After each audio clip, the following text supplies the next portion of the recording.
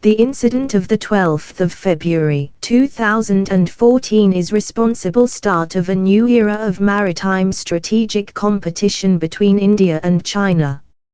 Let we tell you full story. But please do not skip, as we are going to tell you very important information. On the 12th of February 2014, a crucial moment in India's defense history unfolded when the Ministry of Defense was jolted from its passive stance by the increasing presence of China's nuclear-powered submarines in the Indian Ocean region. This was the day India realized the growing threat in its own backyard, as the Chinese People's Liberation Army Navy deployed Shang-class nuclear-powered attack submarines, SSNs, in the Indian Ocean region for the first time. This deployment was a clear demonstration of China's intent to project its naval power in the region, marking the start of a new era of maritime strategic competition between India and China. This move by China highlighted India's vulnerability in the Indian Ocean region, spurring the Indian Ministry of Defense to take decisive action. The Chinese SSN presence effectively underscored the strategic imbalance in the region and prompted India to expedite the development of its own nuclear-powered attack submarines.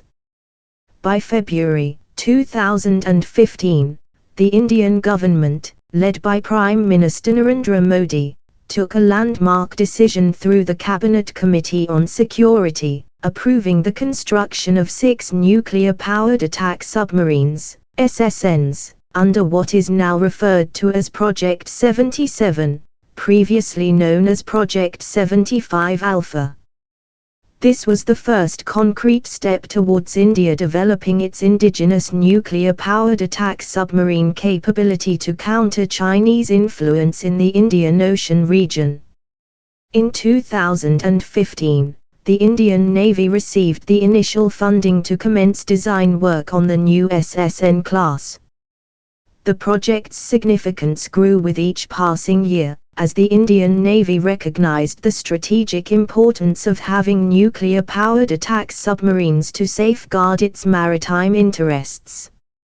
These submarines would not only bolster India's defense posture in the Indian Ocean region but also enable the Indian Navy to undertake long-range patrols, maintain a constant underwater presence, and secure key sea lanes.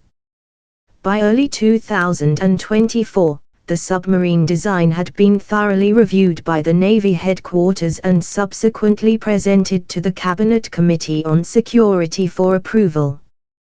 The design was deemed ready for production, and the CCS granted approval for the construction of 2 SSNs at a cost of Rs 20,000 crores, approximately $2.4 billion USD, a substantial increase compared to the Rs 16,000 crores, $1.92 billion US, spent on developing the Arihant-class ballistic missile submarines, SSBNs.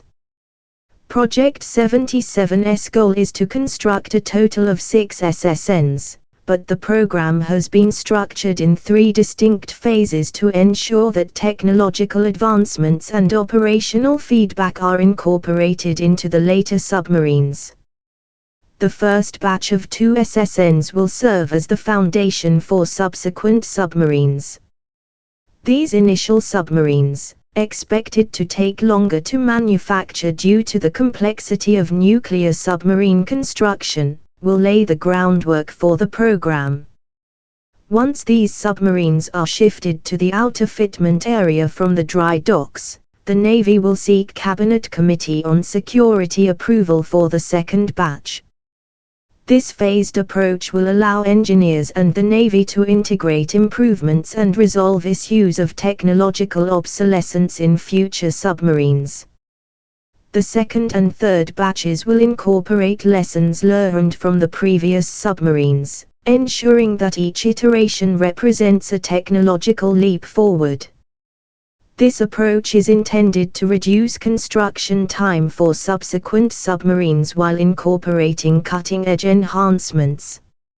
In summary, What began in February 2014 as a wake-up call from China's deployment of SSNs in the Indian Ocean region has now culminated in a comprehensive program to establish India as a formidable naval power with its own fleet of nuclear-powered attack submarines. Project 77 will be a game-changer for India's maritime strategy, ensuring long-term security in the Indian Ocean region and beyond.